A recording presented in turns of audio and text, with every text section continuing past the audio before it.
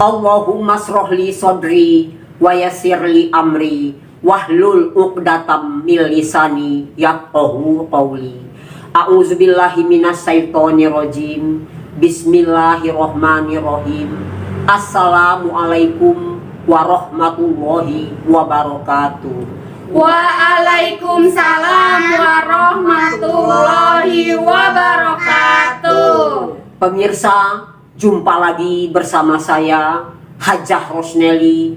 Kali ini dalam rangka menyongsong peringatan Isra dan Mi'raj Nabi Muhammad SAW 27 Rajab yang akan datang. Di sini saya akan membawakan tausiah mengenai detik-detik kepergian Rasulullah Shallallahu Alaihi Wasallam, di mana sebelum Rasulullah meninggal dunia, Rasulullah memberikan wasiat kepada para sahabat dan istri-istrinya. Wasiat tersebut akan dibacakan oleh putri saya Erni Chandra Sasmita. Kepada putri saya Erni Chandra Sasmita, saya persilakan. Detik-detik wafatnya Rasulullah Shallallahu Alaihi Wasallam.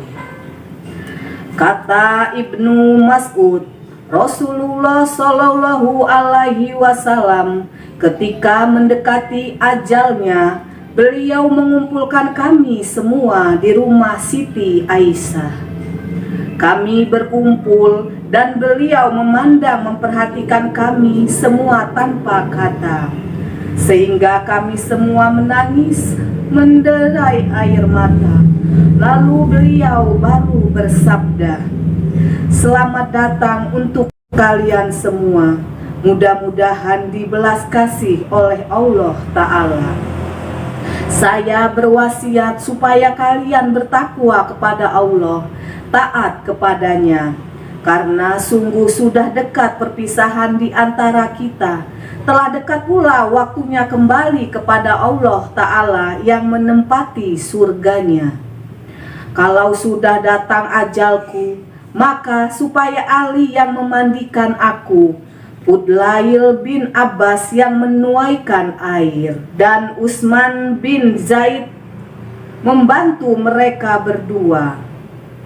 Kemudian kafani aku dengan pakaianku saja, manakala kamu semua menghendaki, atau dengan kain Yaman yang putih.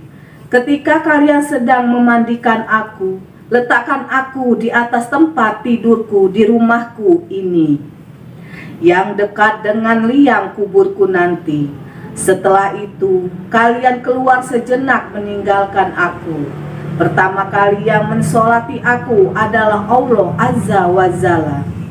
Lalu malaikat Jibril, malaikat Israil, malaikat Mikail, malaikat Israil beserta pembantu-pembantunya.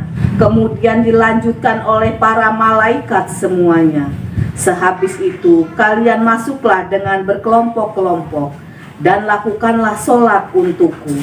Mendengarkan itu, seketika para sahabat menjerit histeris, menangis sambil berkata, "Wahai Rasulullah, Engkau adalah utusan untuk kami, menjadi kekuatan jamaah kami, selaku penguasa yang selalu memutusi perkara kami. Kalau Tuhan sudah tiada, lalu kepada siapakah kami mengadu persoalan ini?" Rasulullah Shallallahu Alaihi Wasallam bersabda, "Sudah aku tinggalkan untuk kalian jalan yang benar di atas jalan yang terang benderang.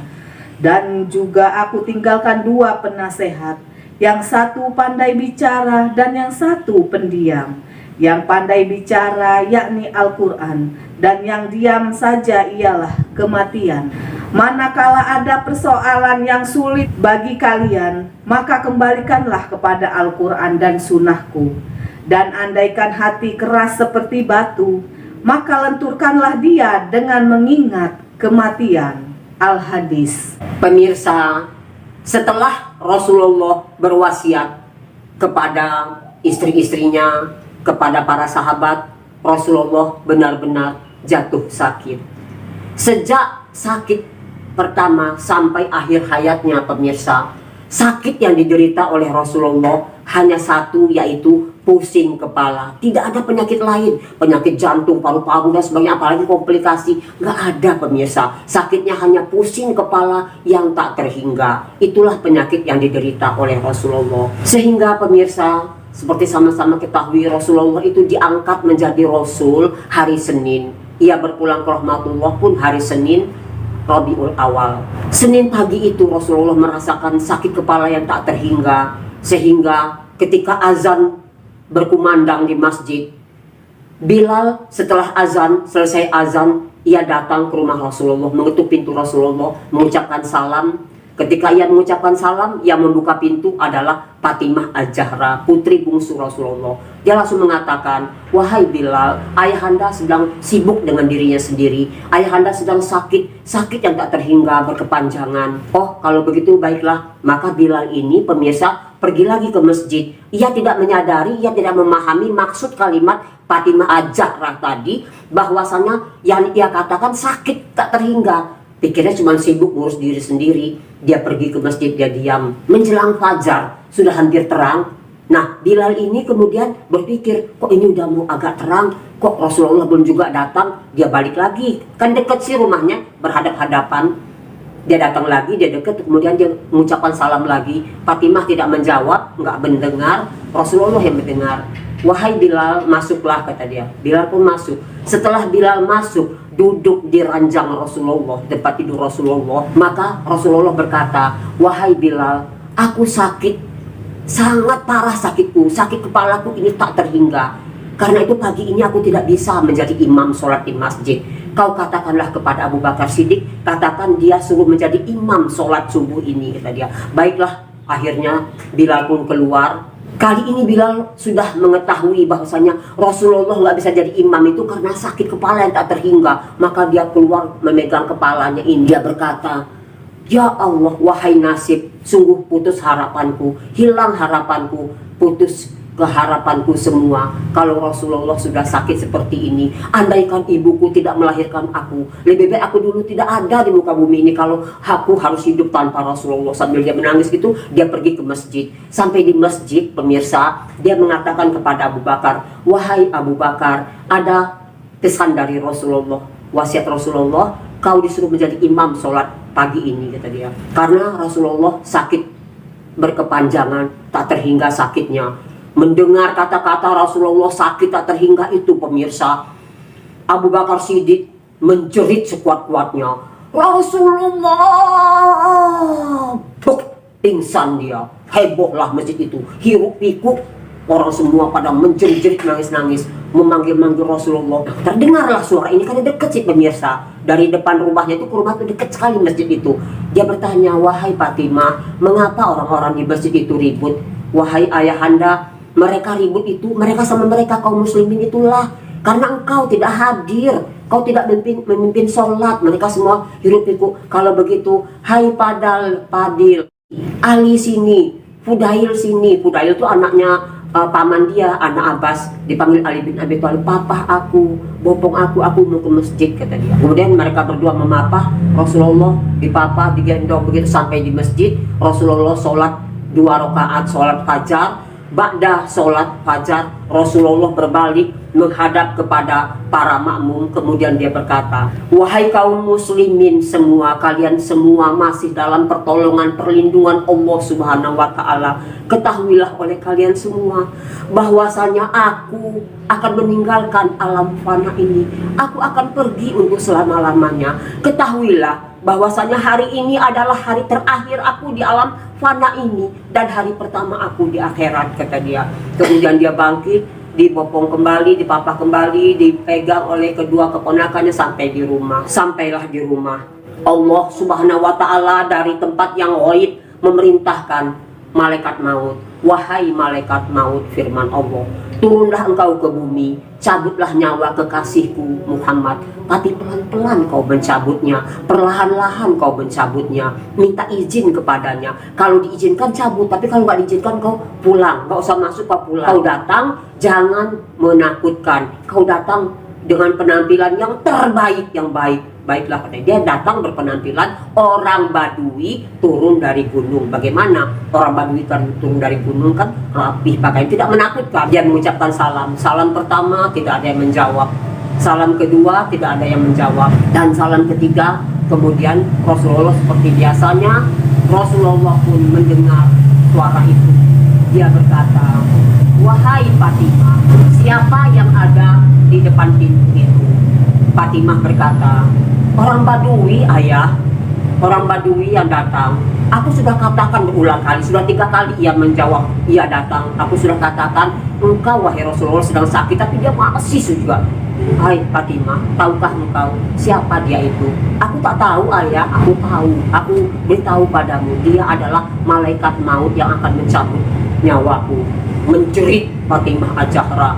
Dia nangis, "Wahai ayah, kalau kau telah tiada, siapa yang akan memberi salam kepadaku?" kata dia.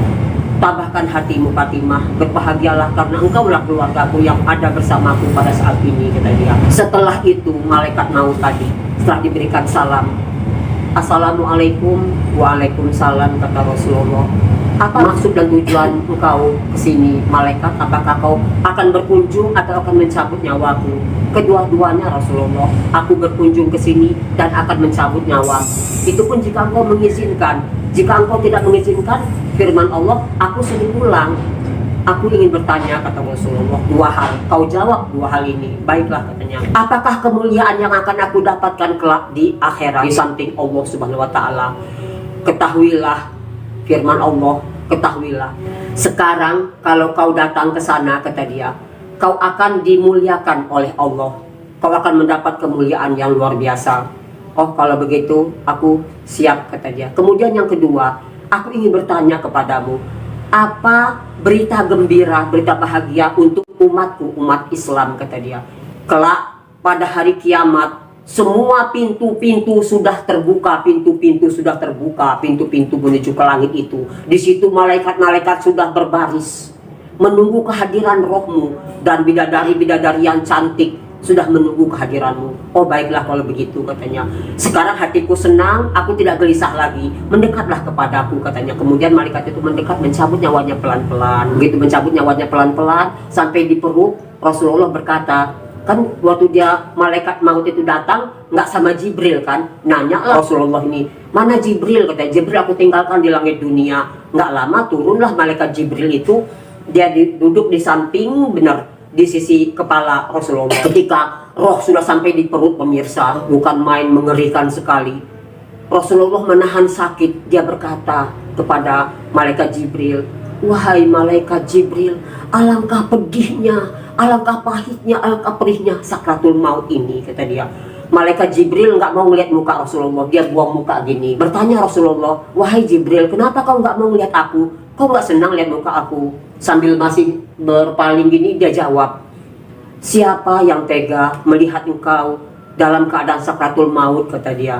Nah kemudian dicabut nyawanya itu sampai perut. Nggak lama udah sampai dada. Sampai dada berhenti lagi. Ngomong lagi Rasulullah, udah sampai di dada, "Usikum, aku berwasiat kepadamu, bisolati, peliharalah solat, wa ma malaikat aimanuhum, wa ma malakat aimanukum, jagalah solatmu dan apa-apa yang menjadi tanggung jawabmu." Masih saja Rasulullah itu memberikan wasiat kepada umatnya.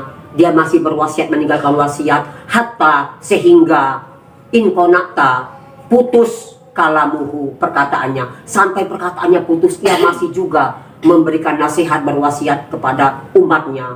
Nah pemirsa, Ali berkata ketika nyawanya sudah sampai di tenggorokan, sudah sampai di sini, dia masih bergerak-gerak bibirnya. Ali mendekat begitu. Ali mendengar, "Umatku, umatku." Maka berpulanglah Rasulullah. Pemirsa, Rasulullah telah berpulang ke rahmatullah. Jenazahnya diangkat oleh Ali. Ketika akan dimandikan, pemirsa, terdengarlah suara dari sudut sana, "Jangan kau mandikan Rasulullah, ia sudah suci, lagi disucikan," kata suara dari ujung sana, dari ujung rumahnya itu. Bingung Ali, "Bukankah Rasulullah sudah berwasiat aku yang memandikan dan kedua saudaraku ini yang akan mengeluarkan air," kata dia. Kemudian terdengar lagi suara dari pojok sana, dari sudut yang lain terdengar suara, "Mandikan Ali." Itu tuh suara iblis durjana katanya. Dia benci kepada Nabi. Dia ingin Nabi dimasukkan kubur tanpa dimandikan, kata dia gitu. Akhirnya dimandikanlah. Selesai sudah dimandikan, Jibril datang membawa itu tadi, membawa obat berupa obat dari surga. Ini gunanya untuk apa? Obat sesudah dimandikan dikasihlah itu pengawet berupa obat dari surga, sesuai dengan judul ya, berupa obat dari surga, pengawet untuk Rasulullah. Setelah dimandikan, diberikan pengawet, dikafani, disolatkan, kemudian dikuburkan. Di mana dikuburkannya pemirsa? Dikuburkannya di dalam kamar Siti Aisyah. Setelah Rasulullah meninggal dunia, setelah dikuburkan, Aisyah dengan derai air mata, dia berdiri di pusara suaminya sambil dia membawakan sebuah syair, mengubah syair pemirsa.